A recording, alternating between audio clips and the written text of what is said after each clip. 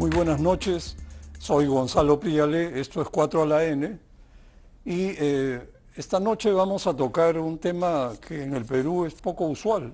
Vamos a hablar de cómo se llega a generar confianza, se dialoga y se logran consensos que aportan al país.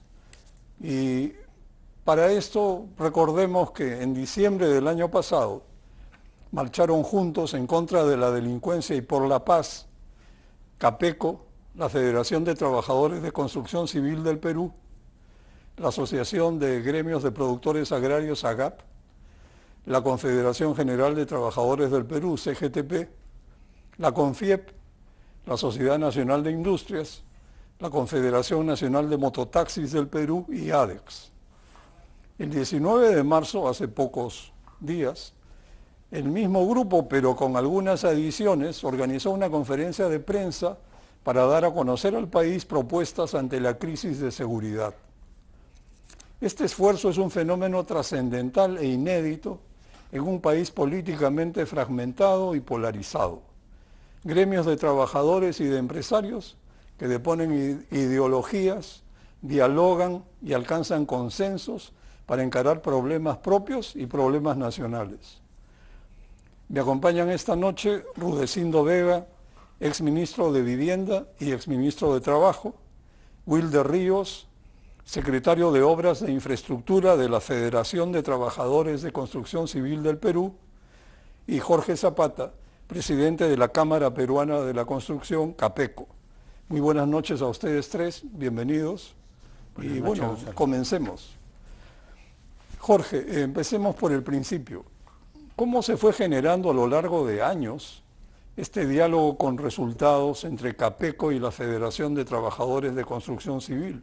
Creo que han sido como 20 años. Sí, buenas noches. Buenas noches. Efectivamente, esto empieza hace 20 años y se inició con el diálogo anual, la negociación anual que se hace por el pliego, es decir, la negociación por rama. Pero eso fue construyendo una confianza, fue construyendo un acercamiento entre ambas instituciones, ¿no? el gremio de los empresarios y el gremio de los trabajadores. Los acuerdos siempre fueron respetados, la negociación se llevó siempre con mucha cordialidad, con mucho respeto, y esto fue pues construyendo este clima armónico que se necesitaba, y en algún momento fuimos explorando posibilidades para hacer más cosas juntos, ¿no? Cuando la violencia se mete a la construcción civil, hicimos también algunas propuestas al Ministerio del Interior, hicimos algunas marchas, a veces nos escucharon, a veces no, tomaron nota de nuestras recomendaciones, nuestras propuestas, pero hicimos algo más. Hicimos unas propuestas ya integrales para la construcción de un mejor país, ¿no? Y hay un pacto con 16 propuestas para construir un mejor país. Todo es obviamente producto del diálogo, del consenso y de la permanente relación que hemos tenido, ¿no? Y hemos llegado a hacer más cosas aún, hemos llegado a tener hasta emprendimientos que están todavía en etapa de maduración, pero que ya pueden empezar a ver la luz. Entonces, esto se ha fortalecido, se ha cimentado en base a una confianza que se iba construyendo. Qué importante reconocer que sin confianza difícilmente podría haber un diálogo productivo, ¿no? Wilder, buenas noches. Buenas noches. En el mismo tono de la pregunta anterior, ¿qué ganaron las partes en este proceso de años de tratar de entenderse? Sí, buenas noches, amigo Gustavo. Buenas noches. Es bueno y necesario también recalcar, ¿no? Y decirle de que anteriormente pues siempre habría conflictos, no había madurez de los y que seguramente lo viene haciendo en algunas organizaciones sindicales y en algunas organizaciones de empleadores. No es el caso de la federación en el camino del día a día, ¿no? De año a año, de ir negociando este pliego por rama de actividad, porque es así, se negocia por rama de actividad en el sector de la construcción. Primó mucho este tema de la confianza y el respeto mutuo de las cosas que veíamos en común, no solamente en el ganar para nosotros como trabajadores de la construcción, sino también que gane el sector, que era lo importante, ¿no? Entonces aplicamos, como dice, la negociación ganar-ganar, donde gana el empresario, donde ganan nosotros como trabajadores, pero sí mismo el Estado, porque el sector construcción es el eje de la economía del país, ¿no? Entonces, en el transcurrir de los tiempos se iba ganando esa confianza que se dio y se han logrado muchos objetivos que ha tenido, creo, de ambas partes, ¿no? No solamente mejores condiciones laborales de los trabajadores, sino también sociolaborales, en el tema de seguridad y salud en el trabajo.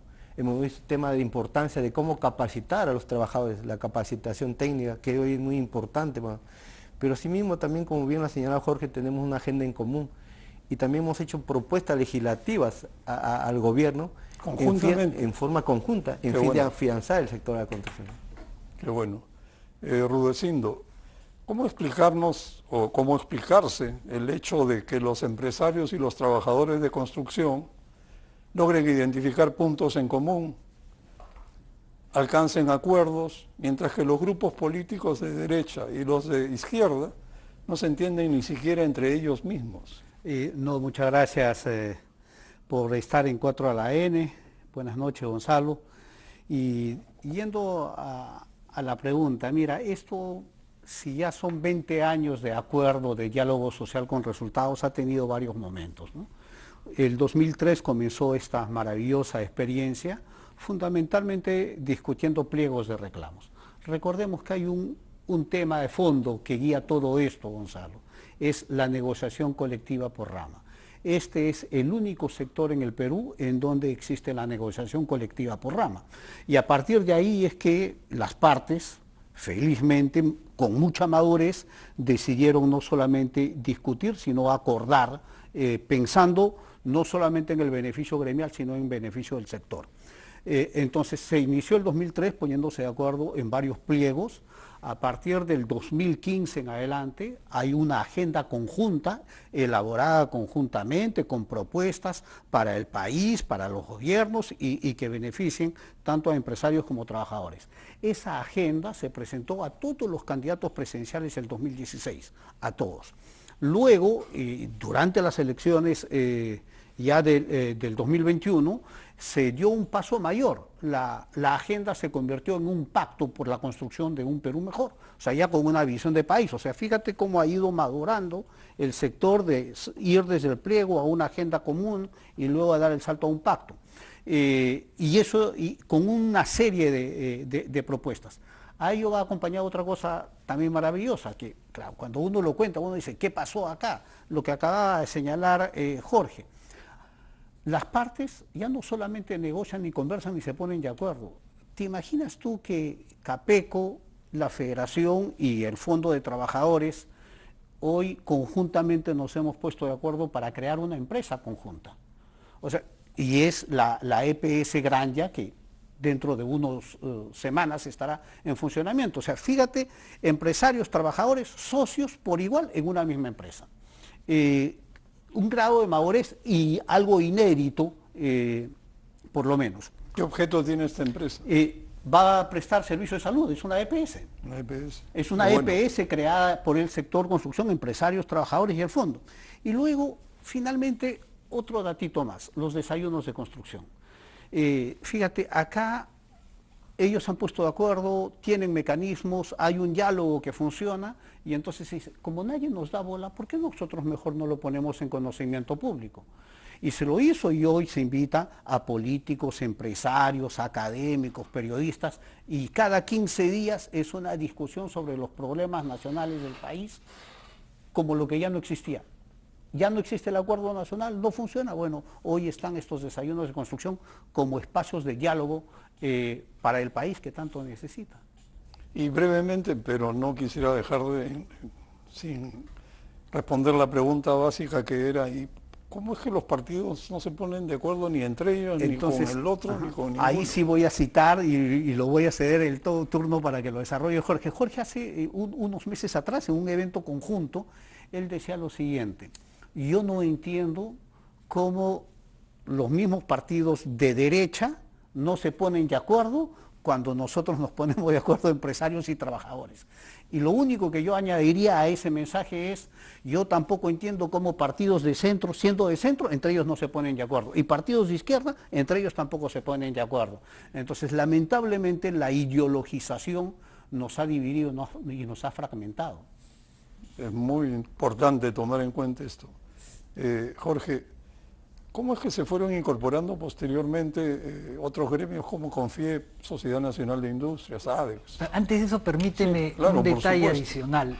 No vaya a creer el televidente, el que nos escucha hoy día o esta noche, que esta negociación por rama de actividad es una cosa sencilla, que llegamos y en 2 días nos sentamos a una mesa y ya salió el pacto firmado. No, a veces es muy difícil, a veces toma varios meses, es un gran esfuerzo el que se hace para poder llegar a firmar, no es nada fácil. ¿Por qué? Porque estamos en orillas opuestas, ¿no? El empresario no puede asumir una subida de jornales muy grande y el trabajador necesita que haya una subida de jornales. Pero sin embargo, a pesar de esa pugna que hay en ese momento de la negociación, eso lo ponemos totalmente de lado y vamos juntos a un montón de cosas. A la pregunta, ¿cómo es que se han sumado otros gremios? Porque nosotros le hemos hablado de esta experiencia y le hemos dicho lo importante que es, lo interesante que ha sido este trámite durante tantos años y que debería recogerse y escalarse para que en el país haya una mesa de diálogo y una mesa de propuestas conjuntas. No importa que no estemos de acuerdo en todo, hay muchas cosas en las que no nos vamos a poder poner de acuerdo, pero hay muchas otras en que sí. Entonces rescatemos las cosas en las que podemos ponernos de acuerdo y vamos con ellas.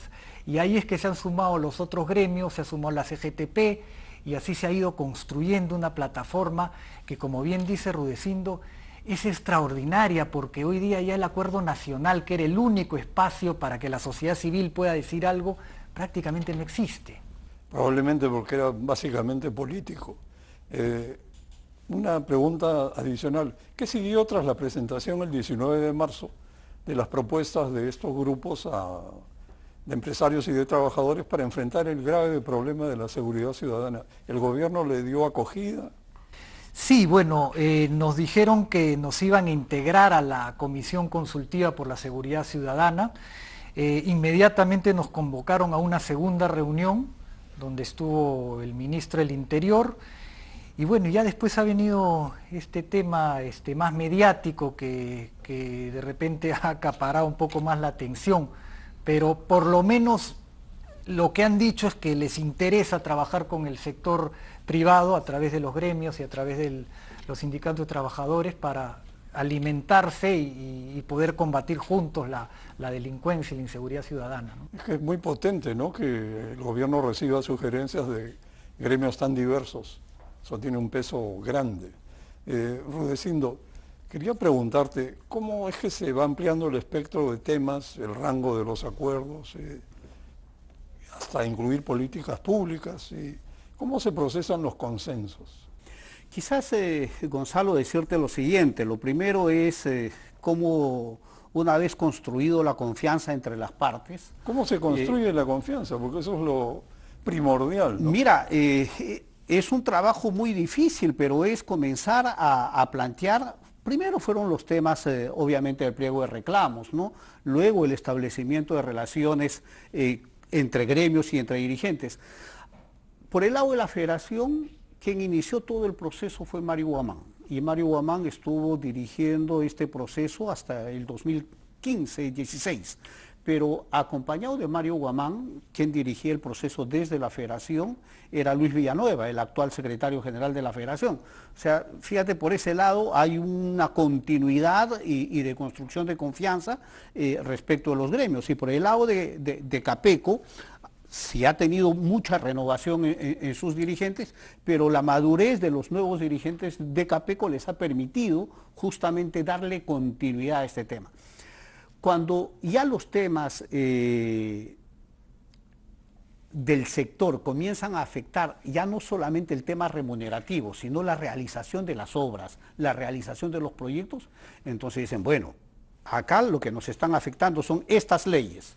Entonces la ley de contrataciones no nos permite participar, la ley de inversiones públicas tiene también sus trabas, el sistema de presupuesto público, entonces el control gubernamental para la obra pública, pero para la obra privada también está las normas de promoción de la inversión privada. Entonces, si ya nos afectan, cuando no hay obra, Gonzalo, no hay empleo. Y entonces, si no hay empleo, no hay trabajo para los trabajadores. Entonces, al ver que eso afecta, entonces se genera el tema, la agenda para incorporarla. Y una vez que se incorpora, ¿qué es lo que se ve? La necesidad de plantearle al gobierno, al Estado, propuestas regulativas. Entonces se ha ido escalando de esa manera, pero ya ante la crisis nacional, ahora además hay una visión de país y propuestas para tratar de salir de esta crisis en el país en todos los temas, sin descuidar el sector construcción. Wilder, ¿qué pasa con organismos que deben producir diálogos y acuerdos, como el Consejo Nacional del Trabajo? ¿Por qué no funciona ni da resultados, como en el caso de ustedes, ¿no? La Federación y Capeco?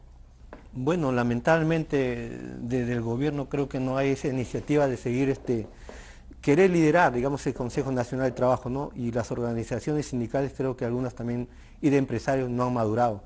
Mira, todo esto producto de la negociación colectiva, nosotros lo llamamos esta herramienta del diálogo social, un diálogo social con resultados. Y esta es una práctica que no solamente la Federación, sino la misma CGTP, la Sociedad Nacional de Industria, la Cámara Peruana de Construcción, incluso fueron propiamente ellos de interés de capacitarse a un tema, por ejemplo, a esta invitación que hizo la FNB de Holanda, ¿no? De Países Bajos, donde es un país muy relevante el diálogo social.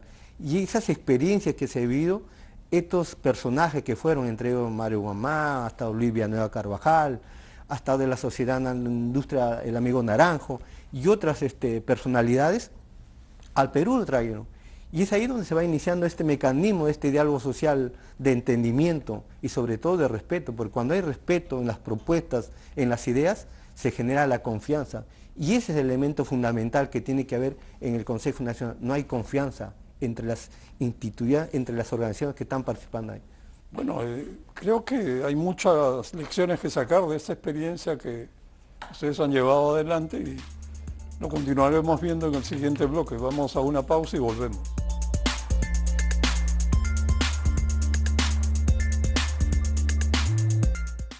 Rudecindo, otro tema vinculado a la construcción, que podría ser materia de consensos tal vez, como el de la seguridad ciudadana lo ha sido, sería el de la descentralización del gasto en obras.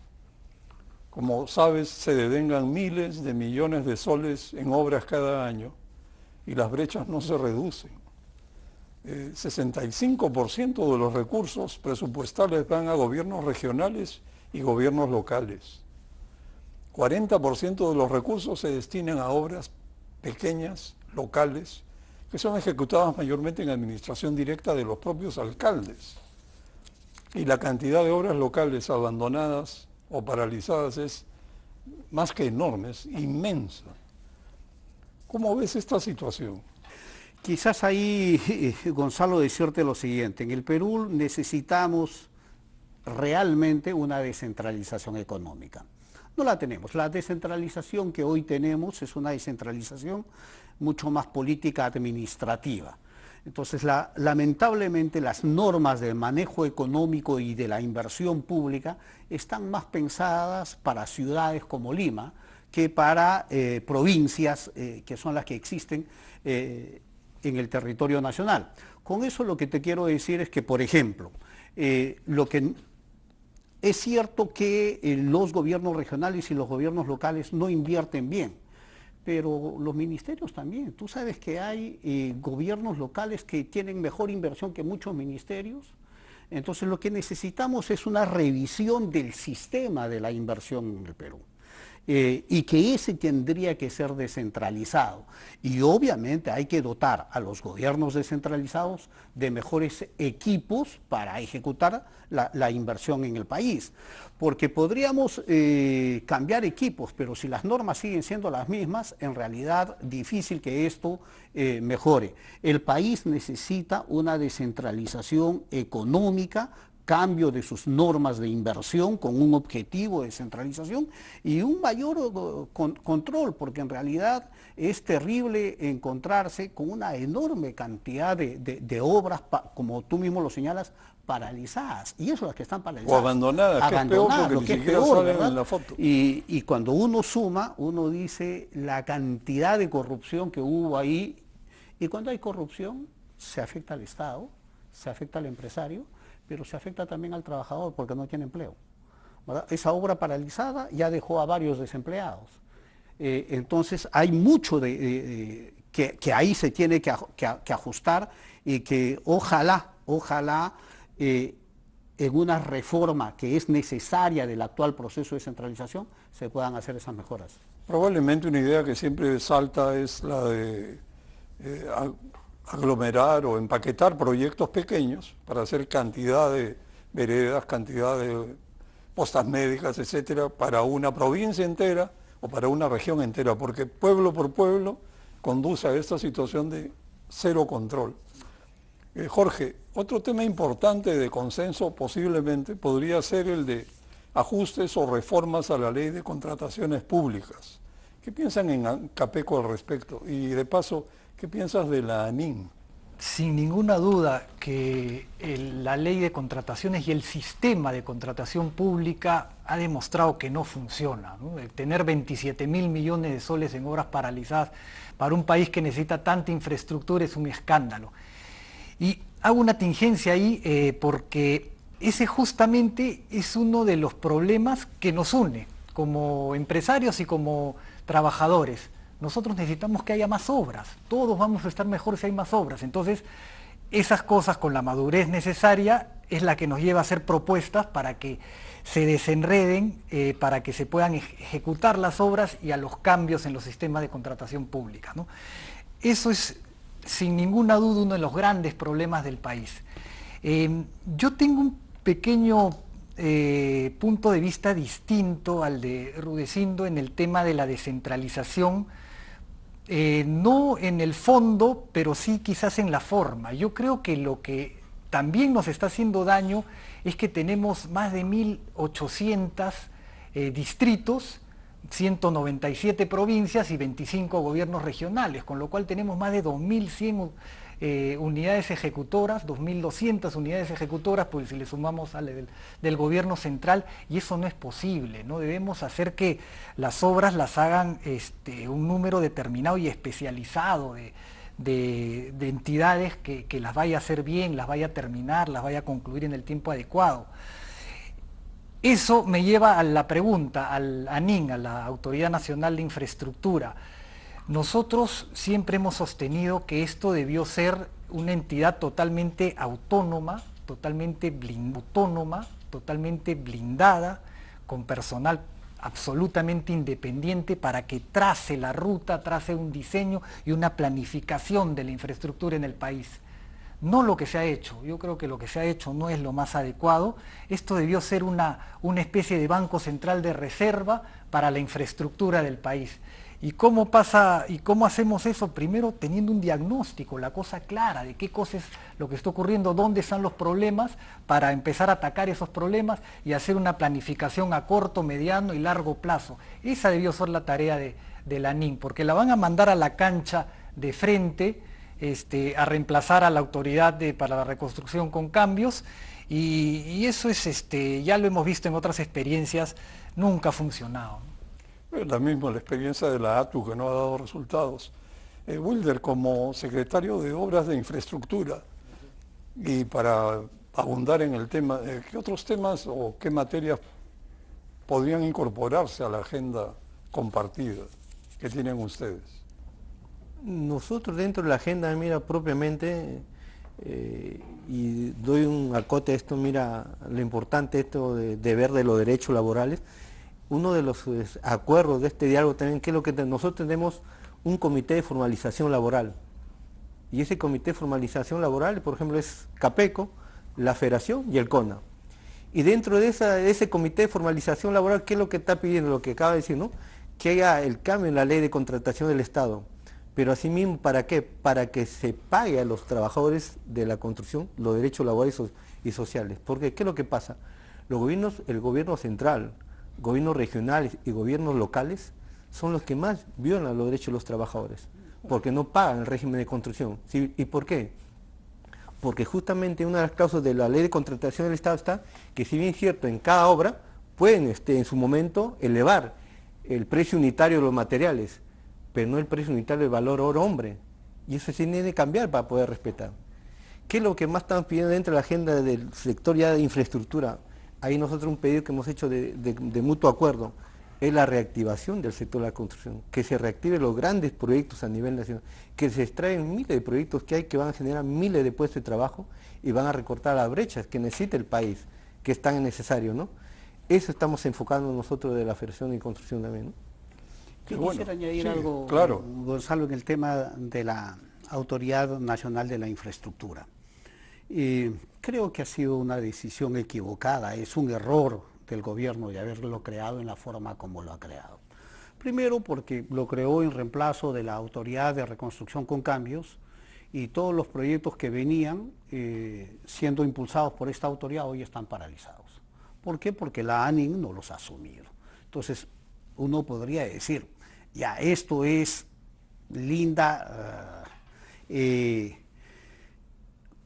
más que un error, ¿ya? Porque los proyectos que estaban en la autoridad no han sido asumidos y hoy no tienen continuidad. Pero en segundo lugar, la ANIN ya se creó y ya está funcionando hace unos meses y hasta ahora no tiene ningún proyecto encaminado. O sea, vamos a decir, su creación ha servido para dos cosas: para paralizar las obras de infraestructura que estaban funcionando, y una experiencia que ya estaba mejorando con el tema de los contratos de gobierno a gobierno, y no está impulsando nada. Entonces, sobre ese error, como ya está creado, quizás lo que queda es, no voy a decir ahora desactivarlo, porque eso sería peor, pero sí hacer ajustes para que efectivamente funcione y mejorarlo. Interesante escuchar estas opiniones variadas sobre el tema y efectivamente, pues crear instituciones artificiales como que son la solución.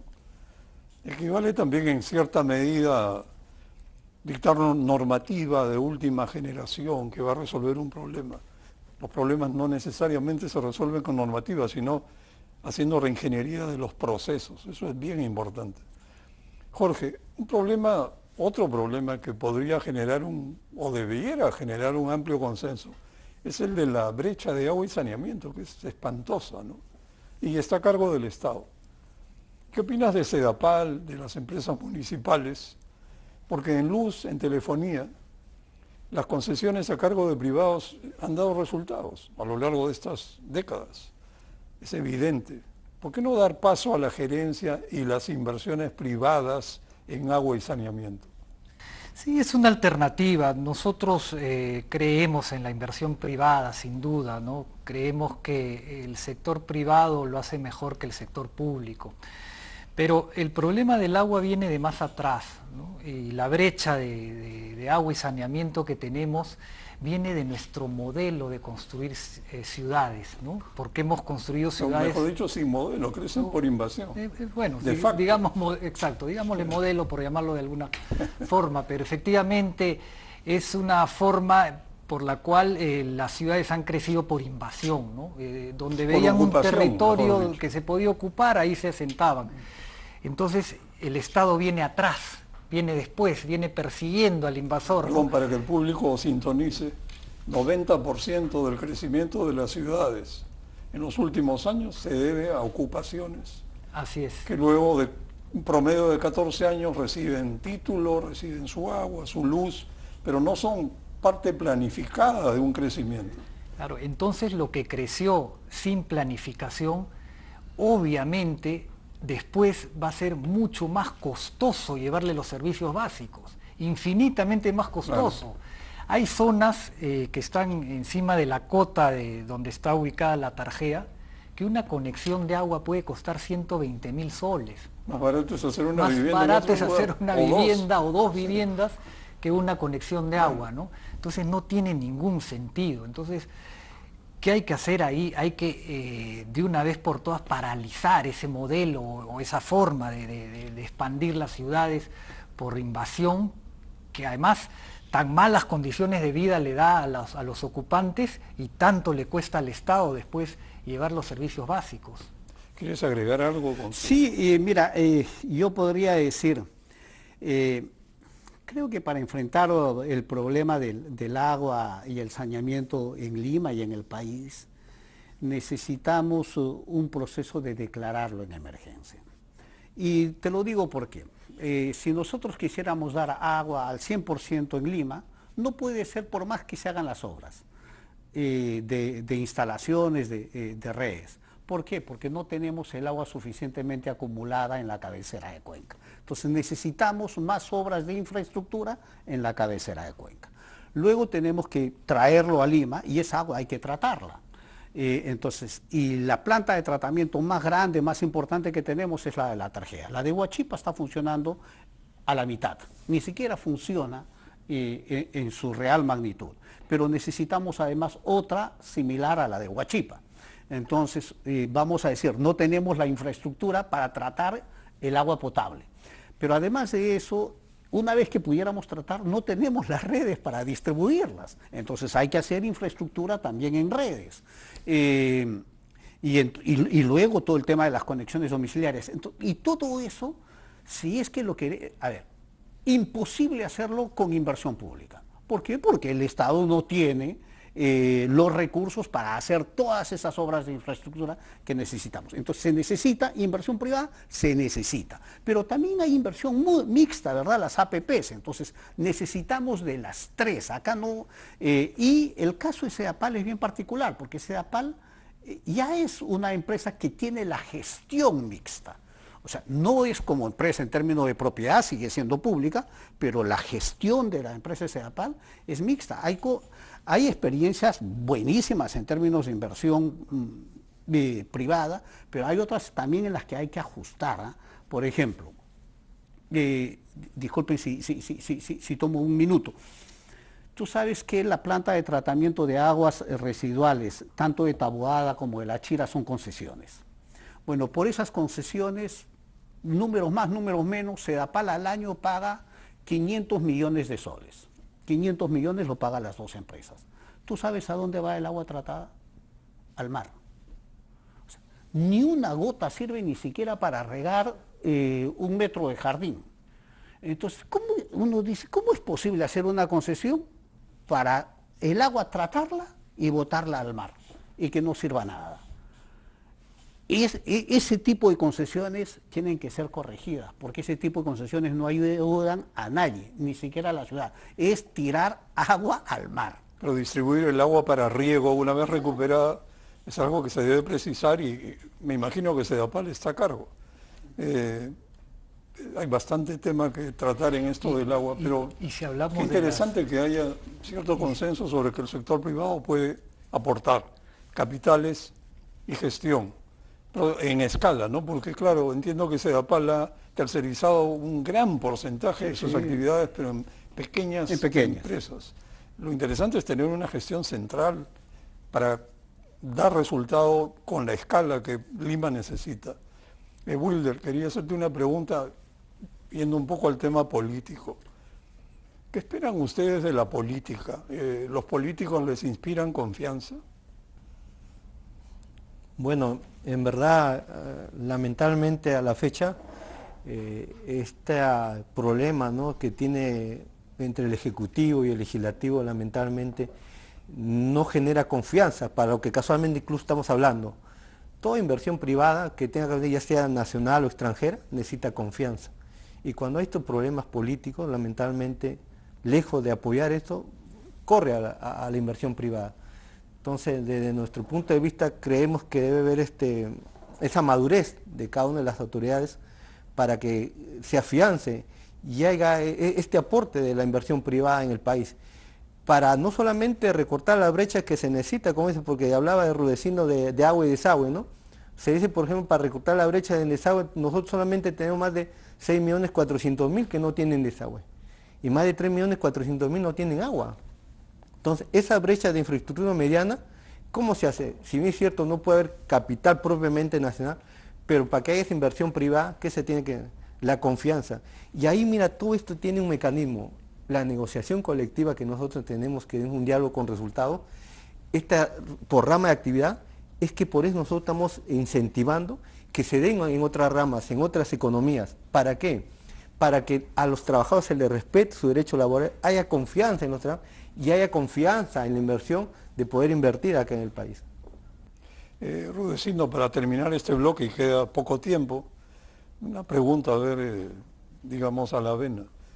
El crimen organizado compra voluntades, apoya campañas políticas y después obtiene leyes que favorecen su impunidad y sus actividades. Y además ha atravesado los poderes del Estado. ¿Crees que se podrá hacer algo al respecto? Sí, yo soy de los que cree que experiencias como las de construcción civil, fíjate, en construcción civil nació todo este tema de los crimen organizado. Paradigmático. ¿Verdad? Y de ahí se fue expandiendo, claro. Yo ya he llegado hasta los niveles gubernamentales, ¿verdad? Ha infectado todas las instituciones o gran parte de las instituciones públicas. Yo sí creo que se puede enfrentar. Y yo insisto siempre en un tema, Gonzalo. ¿Por qué el crimen organizado no ha destruido al sector construcción? Porque existe felizmente esta experiencia en donde empresarios y trabajadores se han puesto de acuerdo y ese ha sido el freno más grande para que no se expanda más. Por lo tanto, este tipo de mecanismos de acuerdos de la sociedad civil que lo puede hacer frente al Estado son los que hay que llevar. Yo creo que en el Perú tenemos todavía políticos decentes, de derecha, de centro y de izquierda. Siento que a esos políticos hay que pedirles que vuelvan a la cancha, que no se retiren, que en realidad el Perú republicano lo hemos ido abandonando y no lo podemos dejar ante este crimen organizado que hoy sí está en los niveles más grandes de las instituciones públicas. Pero este tipo de acuerdos de la sociedad civil son los que nos dan esperanza de que sí podemos recuperar el país y sí podemos recuperar la decencia que necesitamos, ¿no? Qué bueno oír esto. Vamos a una pausa y regresamos.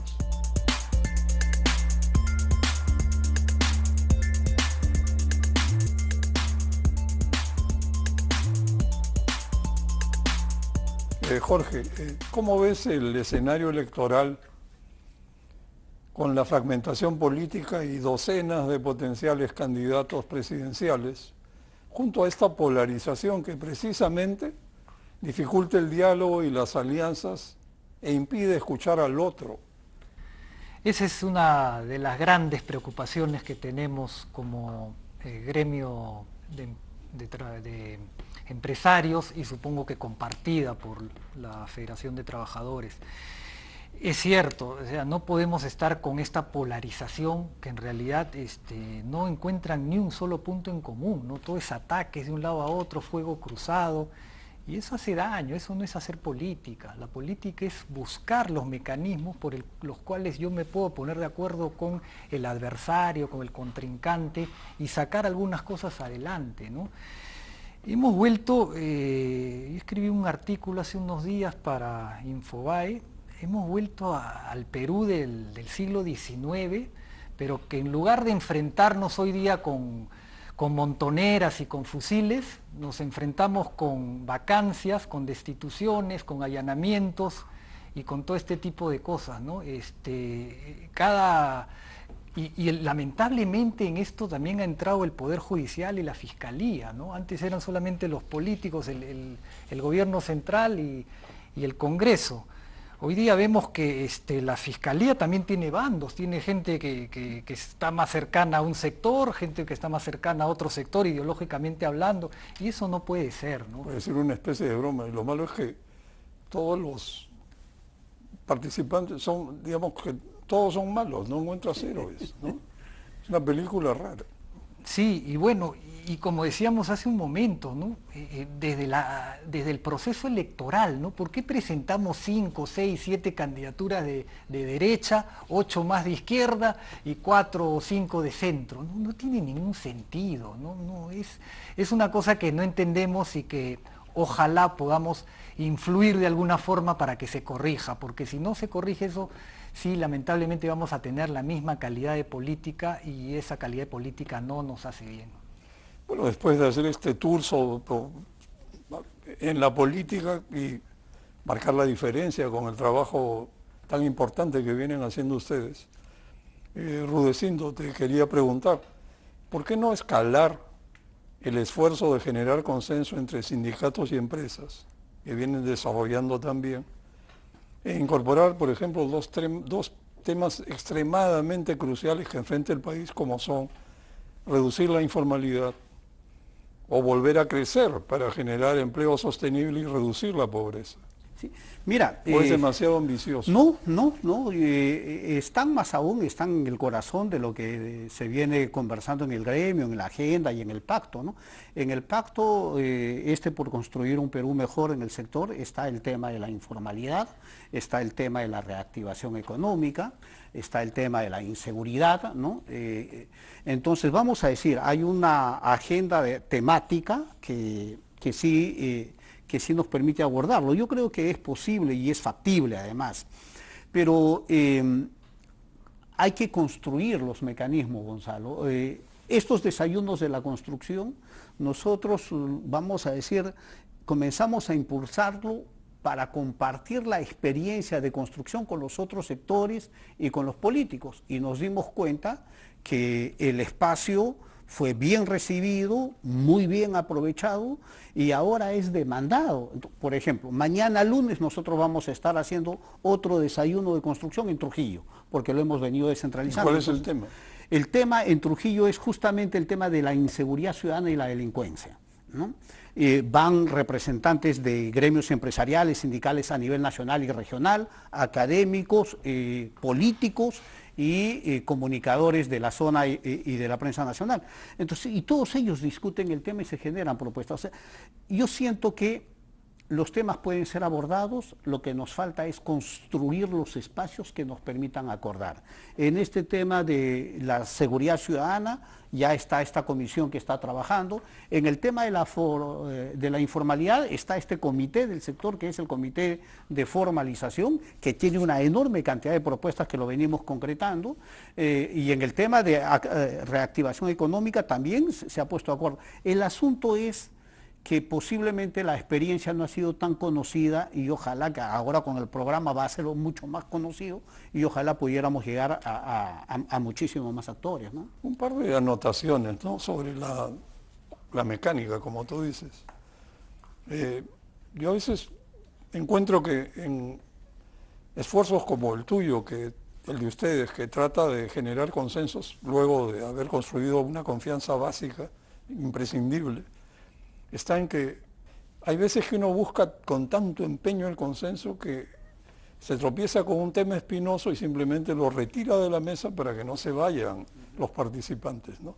Entonces se hace concesiones de esa naturaleza, por un lado, pero en el otro extremo se busca fabricar consensos que terminan siendo una especie de redactemos un texto y comenzamos a poner o a quitar palabras del gusto de tuyo, tuyo y tuyo, y al final sale una especie de sancochado interesante.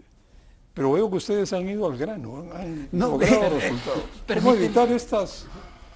Permíteme aportar estos desayunos que son una idea que sale del CONAFOBICER, de la Federación, y a la que nosotros inmediatamente nos hemos sumado y que está organizada por CONAFOBICER con Rudecindo, que es una extraordinaria idea porque lo que se busca es construir el consenso.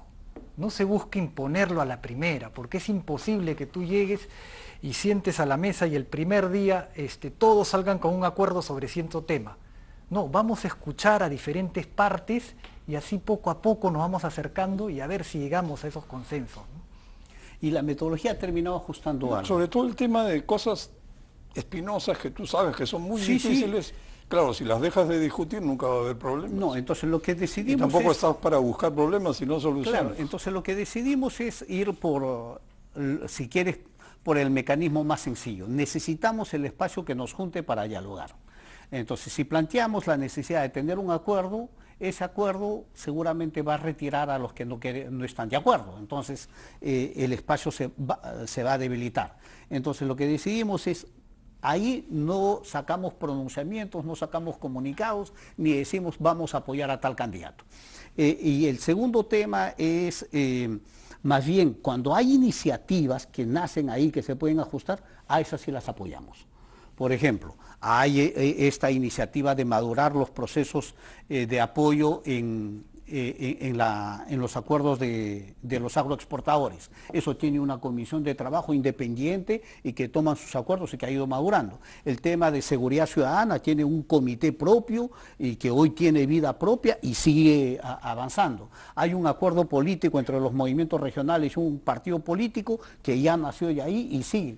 Pero la idea es que pueden nacer, es el espacio para generar ese tipo de consensos, pero vamos a decir, manteniendo una suerte de neutralidad y de respetar el espacio. Bueno, y para ir cerrando, Wilder, ¿qué piensas de esto mismo? O sea, ¿crees que se puede ampliar y escalar la agenda? Claro, yo desde la Federación lo tenemos claro, que sí es posible seguir escalando, ¿no?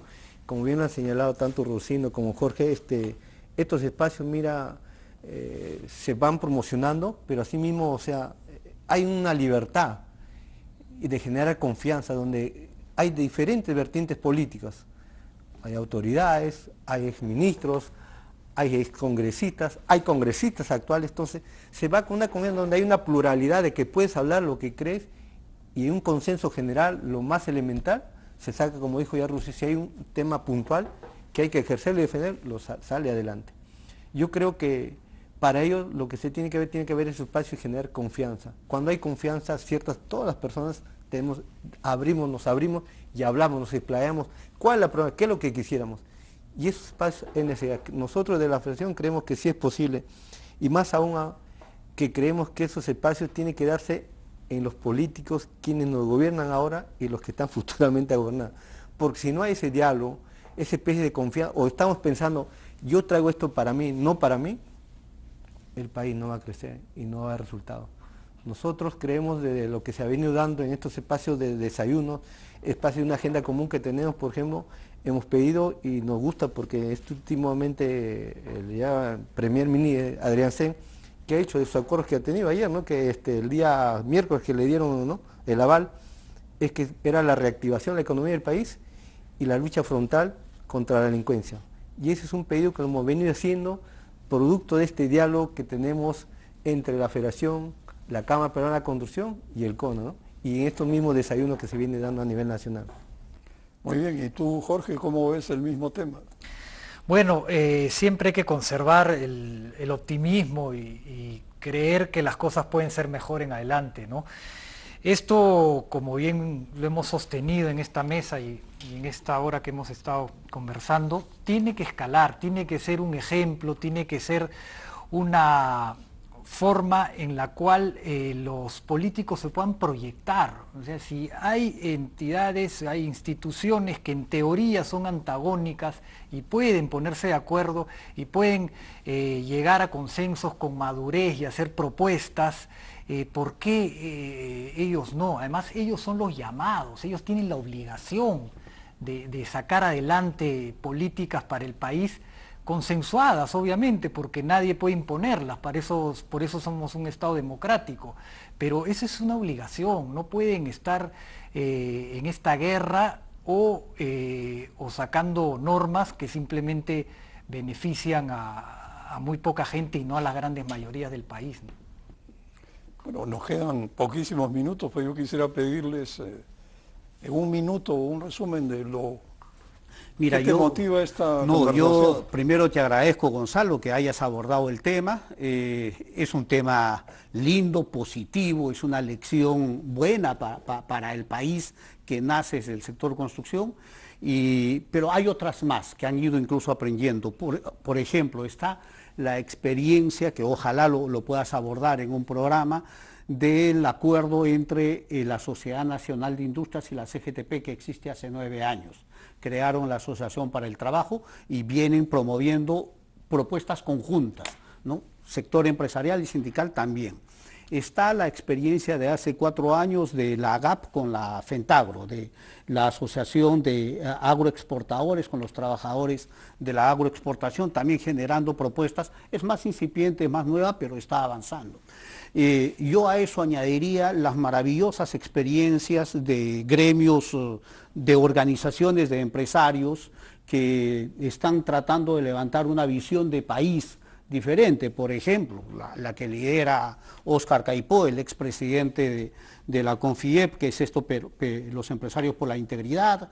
Está Capitalismo Consciente, está este grupo de empresarios que se denominan ESOY, que son gremios que están apuntando a una propuesta de país, pero así también hay gremios sociales que también están promoviendo estos mensajes de diálogo, de concertación. Por ejemplo, Plataforma Democrática, que es liderada por la Coordinadora Nacional de Derechos Humanos, esto de Coalición Ciudadana, Iniciativa Democrática, Prodiálogo. Es decir, en el Perú tenemos extraordinarias experiencias positivas y creo que en un momento de tanta crisis, de tanto dolor, de tanto asco que a veces genera, este tipo de experiencias es necesario valorarlas y ponerlas en mesa para que la gente sienta que hay esperanza y que los peruanos sí podemos hacer bien las cosas también. ¿Quieres terminar? Sí, yo creo que la esperanza tenemos que conservarla. Rudecindo ha hablado muy bien de estos espacios que ya se han generado y que tenemos que seguir construyéndolos, ¿no? El país necesita estos espacios de diálogo y necesita mejorar su calidad de política, necesita que el político que llegue curtido de alguna forma, llegue con este bagaje de experiencia, de diálogo, de debate, de confrontación, pero confrontación sana, diálogo, de debate, de confrontación, pero confrontación sana, ¿no? Confrontación de ideas, de exposición y de contraposición de otro lado, para que salga una buena propuesta finalmente analizada y estudiada de dos partes, ¿no? Pero no podemos seguir con esta improvisación. Hay que generar estos espacios que no solo sirven para que salga la misma propuesta, sino que para que los que después aspiran a hacer política se entrenen en estos espacios, ¿no? Y vayan construyendo los consensos que se necesitan. Yo creo, desde mi punto de vista, que no necesitamos compartirlo, la experiencia de ustedes es muy buena y felizmente no se ha contaminado con política o con políticos. De repente ese es el secreto del éxito.